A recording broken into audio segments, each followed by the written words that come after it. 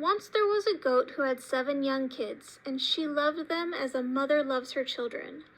One day, she thought she'd go to the forest for food, so she gathered all 7 around her and said, "Dear children, I'm going to the forest. Watch out for the wolf, for if he gets in, he'll gobble you up, bones and all. The scoundrel often disguises himself, but you'll recognize him by his gruff voice and his black feet." The kids said, "Dear mother, we'll be careful. You needn't worry about us." The mother bleated and started off with an easy mind.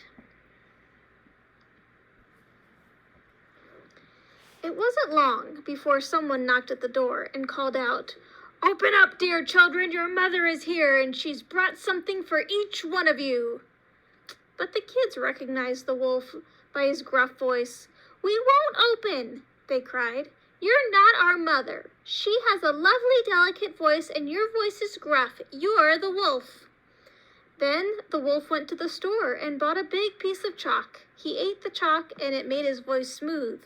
Then he went back, knocked at the door, and called out, "Open up, dear children. Your mother is here, and she's brought something for each one of you."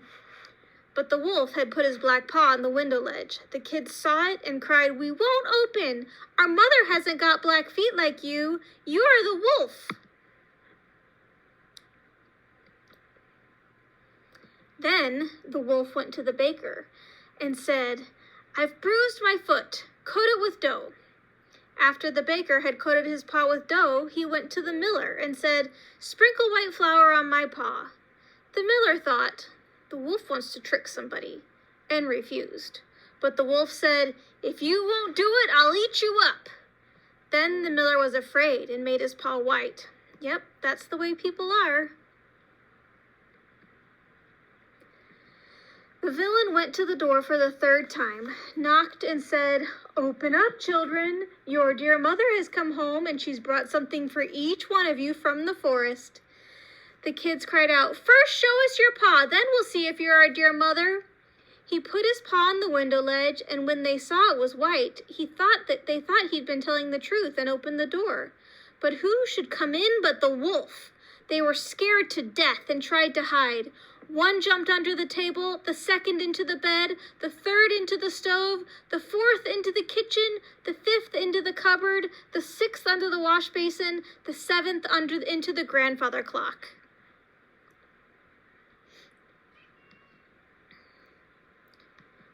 But the wolf found them all and made short shrift of them. One after another, he gobbled them up. The only one he didn't find was the youngest in the clock. When the wolf had satisfied his greed, he waddled away, lay down under a tree on the green meadow outside, and fell asleep. A little later, the goat came home from the woods. Oh, what a sight met her eyes! The door was wide open, tables, chairs, benches were overturned, the wash basin was smashed to pieces. Blanket and pillows had been torn off the bed. She looked for her children, but they were nowhere to be found. She called them by their names one after another, but no one answered. Finally, when she got to the youngest, a thin voice cried out, "Mother dear, I'm in the clock." She brought him out, and he told her how the wolf had come and gobbled up all the others. You can imagine how she wept over her poor children. Finally, still weeping and wailing, she went out, and the youngest kid went with her. When they came to the meadow, the wolf was lying there under the tree, snoring so hard the branches trembled. She looked at him from all sides and saw that something was jumping and wriggling in his full belly. Gracious, she thought, could my poor children that he gobbled up for his supper still be alive? She sent the kid running home for scissors, needle, and thread. Then she cut the monster's belly open, and no sooner had she made the first cut than a kid stuck his head out. And as she went on cutting, all 6 jumped out, one after another. They were all alive and hadn't even been hurt, because in his greed, the monster had swallowed them whole. How happy they all were!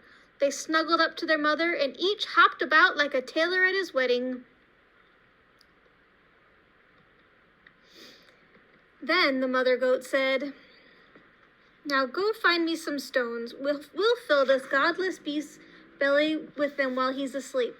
So the kids picked up stones as fast as they could and stuffed them into the wolf's belly until it was full. Then the mother goat sewed him up so deftly that he didn't notice a thing and didn't even move. When the wolf finally had his sleep out, he stood up.